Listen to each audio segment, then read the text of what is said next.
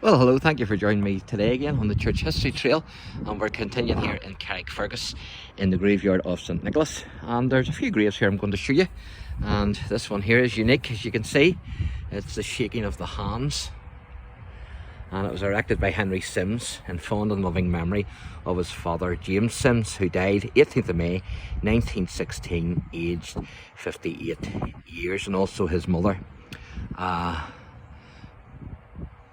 Millicent, I think that is, Adair, who died 10th of May 1926, aged 65 years.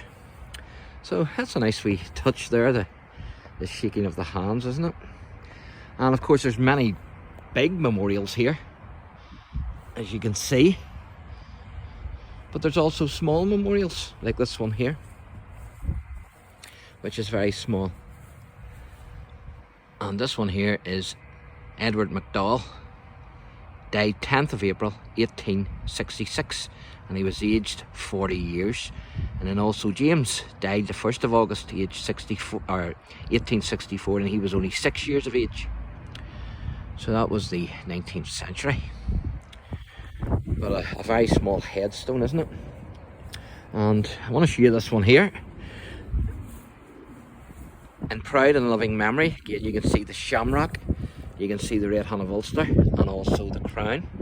And it says Sergeant T.G. Wortley, 14th RIR, which is Royal Irish Regiment, eldest son of John and Isabella Wortley, killed in action at Messines, I think that is. And it was the 7th of June 1917.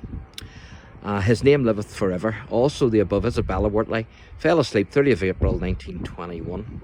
And John, their 5th son, fell asleep 10th of June 1921, only asleep.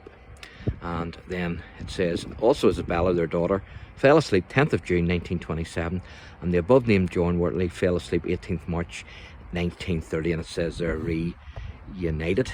And so that was a sergeant in the 14th Royal Irish Regiment, and he was killed in action at Messines on the 7th of June 1917. And there's a couple more memorial graves here that I want to show you. And this is another soldier here.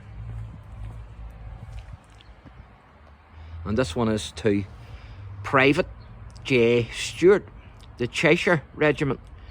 And it was 8th of February 1941, and he died at age 33. And so that's a wee war memorial to the Private J. Stewart. And the last one I want to show you is quite unique, because when I read it out, I think you will find that it is very unique. And although the grave here is very dilapidated and in ruins and also run down, but it's this grave here that I want to show you, this memorial here. And here's what it says: erected by William Craig in memory of his uncle John KANE, Turf Lodge, Mayor of Belfast. And Turf Lodge, of course, is in Belfast. So this guy was a mayor, this gentleman here, John KANE, and he died on the 8th of May 1807, and he was Mayor of Belfast. Notice it doesn't say Lord Mayor of Belfast, so obviously the Lord Mayor wasn't introduced at that stage. It must have been introduced at a later date, I am surmising. And then it says also above named William Craig died 15th of December 1885. Also his wife Agnes died 15th of November 1885. Also their sons Robert died 22nd of September 1812, interred, notice this, in Bristol. So he's actually buried in Bristol, but notice this one as well. James died 18th of September 1813, and he's interred in Portland, USA. So you have one of the sons buried in Bristol, and you have another son buried in Portland in the USA. So pretty amazing, isn't it? Pretty amazing. So I just wanted to show you that one there as well, because it's definitely very unique, and it's of a mayor of Belfast, a previous mayor of Belfast. In the he died on the 8th of May 1807. Then you can see this grave here, which is the burying ground of John Jack and it's Millant, I think, Hill.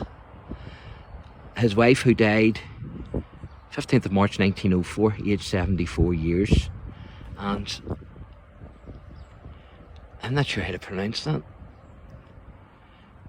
but it's Gordon Jack, died 23rd of May 1918. So thank you for joining me today again on the Church History Trail. Again, if you enjoy the channel, please like and subscribe. God bless.